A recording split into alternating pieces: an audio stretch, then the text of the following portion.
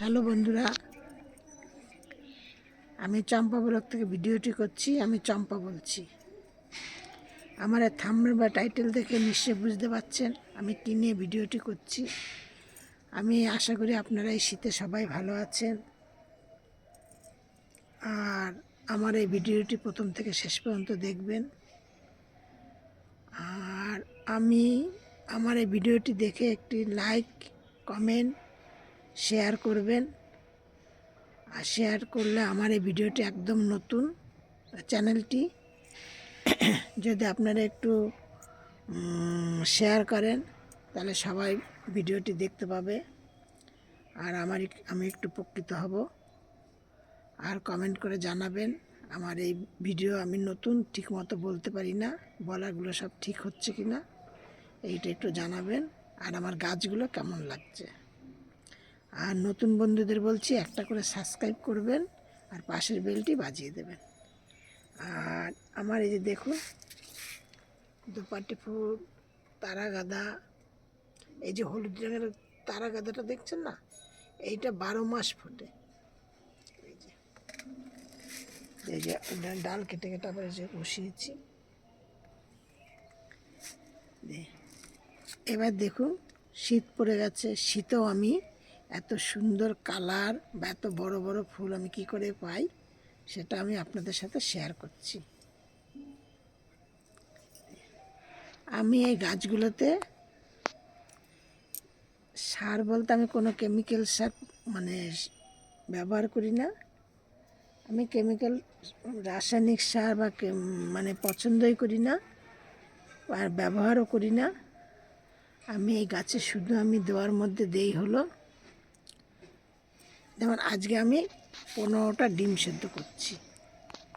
এই 15টা ডিম সিদ্ধ করে সেই জলটাকে আমি নেব ঠান্ডা করে, তারপরে তার মধ্যে আমি হলুদ দেব, কিছুটা ভিনিগার দেব। এই হলুদ বলতে 5-6 চামচ হলুদ দেবো, কেন আমার এই ছাদে প্রচুর জবা গাছ। আর এছাড়াও আমি কি করি, আমার যদি কোনো কারণে কোনো ডাল ভেঙে গেল বা হনুমান আমাদের এখানে বিশাল উৎপাত করে, হনুমানের ডাল ভেঙে দিয়ে গেল, আমি সেই ডালগুলো সাথে সাথে বসিয়ে দিই। দেখুন আমার সব গাছ হয়ে গেছে এরকম এরকম সবাই দেখুন। এই যে সকালে ছাদে এসে থেকে ডাল ভেঙে দিয়েছি, এই যে দুটো বসিয়ে দিয়েছি। এরকম আমি আমার প্রচুর ছাদে জবা ফুল গাছ ভ্যারাইটিস রকম আছে, হায়দ্রাবাদ, ব্যাঙ্গালোর, চেন্নাই সব রকমেরই আছে। এই দেখুন। তারপর আমি কিছু কিছু গাছ কারো বাড়িতে যাই, সেখান থেকে ডাল নিয়ে আসি বা কলম বেঁধে দিয়ে আসি, অনেককে বলি হ্যাঁ করুন, কোনো ব্যাপার না। আবার কিছুদিন বাদে গিয়ে নিয়ে আসি। এইভাবে আমি আর কি, আমার প্রচুর গাছ, মোট কথা ওই দেখুন সব জবা ফুল গাছ।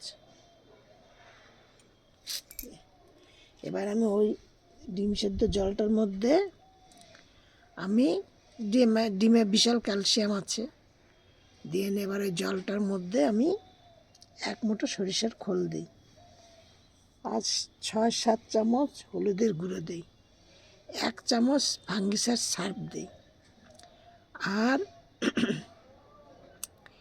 1 চামচ ইউরিয়া দেই, 1 চামচ পটাশ দিই। যখনই আমি দেই তখনই আমি এইটা দিই। তবে আমি হয়তো 2বার ইউরিয়া পটাশ দিয়ে দিলাম, তারপর 3বার আবার হয়তো ওটা দিলাম না। কিন্তু আমি এইগুলি ধরুন আমি 15 দিন বাদে বাদে আমি গাছে দিই। এবার এইভাবে যদি আপনারা দেন গাছে, তাহলে দেখুন গাছের পাতার গিলেজ দেখেছে, গাছের পাতাও সুন্দর। আমি এবং এইগুলি সব গাছের জন্য ব্যবহার করি। আমার এই যে লঙ্কা গাছ দেখুন, লঙ্কা পেকে গেছে, প্রচুর লঙ্কা আছে, কাঞ্চন ফুল গাছ, যত রকমের গাছ আছে আমার বাগানে, সব গাছের জন্য আমি একটাই জিনিস দেই, শুধু আমি এই অ্যাডেনিয়াম গাছের জন্য দেই না। এই যে অ্যাডেনিয়াম গাছে আমি এই সারটা দিই না। দিয়ে অ্যাডেনিয়াম গাছে যখন দেই আমি শুধু স্রেফ ফাঙ্গিসাইড সার আর একটু হলুদ গুঁড়ো আর সর্ষের খোল একদম পাতলা করে, এইটা হলো অ্যাডেনিয়াম গাছের জন্য। আর আমি সব গাছের জন্য এই করি। সবজি গাছ বলুন, জবা গাছ বলুন, মানে যা রকম মোটামুটি যতগুলো যে চন্দ্রমল্লিকা আসন সব কিন্তু আমি ওই একই জিনিস দিই। তবে চন্দ্রমল্লিকা গাছে এখন প্রচুর কড়ি চলে এসছে, এখন আর ওই ডিম সিদ্ধ ফিদ্ধ জল দেবো না, হ্যাঁ কিছুই দেবো না, এখন শুধু প্লেন সাদা জল দিয়ে আপনারা এইভাবে করুন দিন। আর সপ্তাহে একদিন করে গাছকে একটু স্প্রে করে দিন, কারণ এই সময় খুব সাদা পোকার সাদা মাছির উৎপাত হয়, তাতে গাছের খুব ক্ষতি করে দেয়। গাছের পাতার নিচে বসে গাছের পাতার রস শোষণ করে করে তারপরে গাছগুলো আস্তে আস্তে ধীরে ধীরে গাছগুলো নষ্ট হয়ে যায়, দিয়ে মানে বোঝাও যায় না যে কী কারণে এরকম হচ্ছে।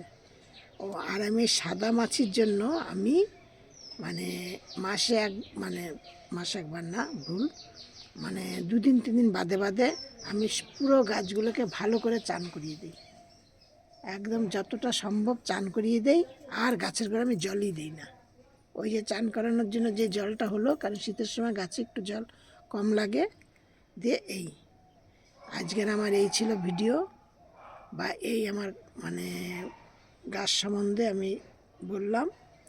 এবার আমার এই ভিডিওটি প্রথম থেকে শেষ পর্যন্ত দেখে একটু লাইক কমেন্ট শেয়ার সাবস্ক্রাইব করবেন। সব ভিডিওর মতো আজকেও বলছি, আপনার সব ভালো থাকুন, সুস্থ থাকুন, নেক্সট ভিডিও আবার করব।